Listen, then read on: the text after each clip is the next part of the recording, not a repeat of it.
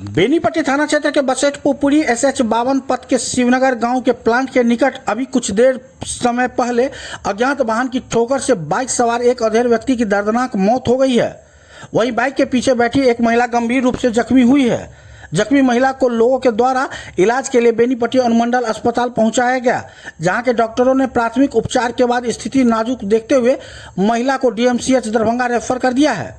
मृतक की पहचान बेनीपट्टी के 20वीं प्रखंड के पतौना थाना क्षेत्र के परसौनी गांव के मोहम्मद सलाउद्दीन और जख्मी महिला की पहचान शहजादी खातून के रूप में हुई है।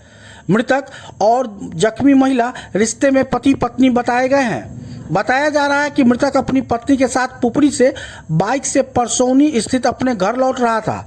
इसी दौरान अज्ञात वाहन ने बाइक में ठोकर मार दी। उधर दुर्घटना की जानकारी मिलते ही बेनीपट्टी पुलिस इंस्पेक्टर सह SHO शिवशरण शाह और अवर निरीक्षक संतोष कुमार दुर्घटना स्थल पर पहुंचकर मृतक के शव को कब्जे में लेकर पोस्टमार्टम के लिए मधुबनी सदर अस्पताल भेज दिया है।